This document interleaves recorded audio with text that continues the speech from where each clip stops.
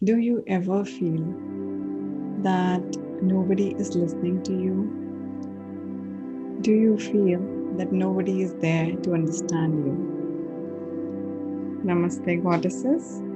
Welcome to Planet Aphrodite with me now on another episode on this reading. So, this episode we will speak about the communication that we expect for others to understand us, the communication that we do for expressing ourselves. Somehow, either there is nobody to listen to, or if there is, they don't get us.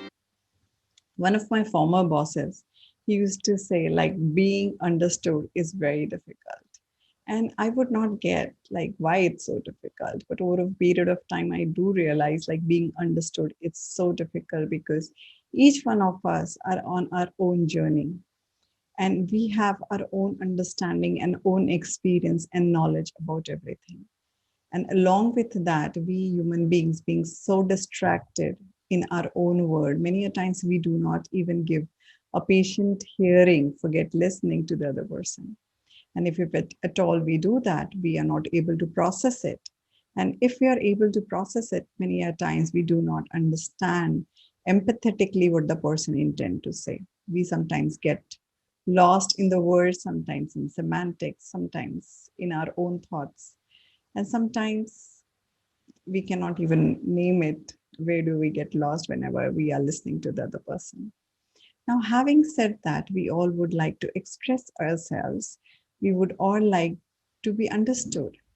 Now, if the others are not able to, though they mean well, like our friends, our family, many a times they do a great job at it. And many a times sometimes when we need the most, they are not able to do justice to the same. So, in that kind of scenario, oftentimes a lot of frustration, a lot of irritation, a lot of anxiety builds up. And this leads to nothing because the other person has tried his or her best to get you, and you have tried your best in explaining the things, but there is a mismatch which is real for you. So, in that scenario, how would you deal with this? How can you deal with this? So, one solution that I have found for myself is the question whatever is my inner word is my outer word. So, outer word is a mere reflection of who we are inside. So, if I see outside that there is nobody who is there for me to listen, or there is nobody who is there for me to understand, or there is a communication mismatch, that is a direct signal that I am not giving myself sufficient time, empathy, energy, emotions to understand myself. So instead of looking outward, only thing that would have helped me, or maybe you can try it for yourself, would be reconnecting with yourself. So take some time out, be with yourself, ask yourself that what is it that is nudging you, and be patient. Maybe the answer will not come immediately.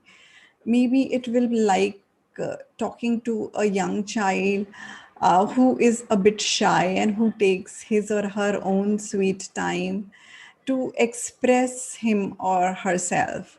So just be little patient with yourself. And once you start doing this, you would realize the process gets much easier. So it is very simple. So what you do is you take some time out with yourself. Having a pen and paper is helpful for me. You can try the same, goddess.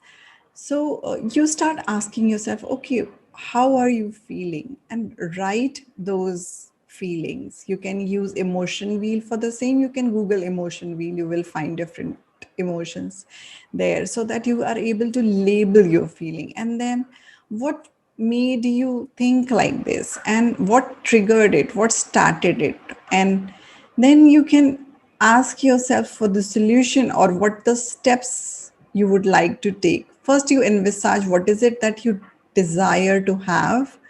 Is it peace? Is it being understood? What is it that you desire to have? And then What's the action that you can take? So whatever we are doing in the space of self love is with us.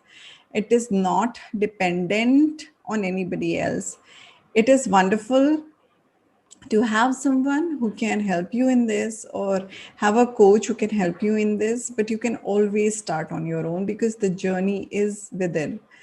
Definitely having somebody hasten up the journey, it makes it much smoother because we learn from their experiences as well. We do not make certain mistakes that they did. Like I have had my share of mistakes and I keep on making them and I learn from them, and in turn my clients get to learn from them.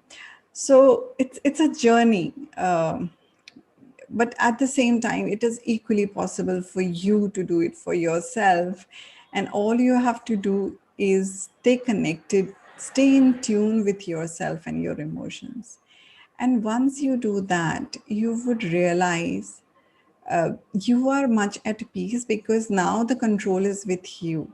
You are not seeking somebody else for understanding, you're not seeking somebody else for you to listen.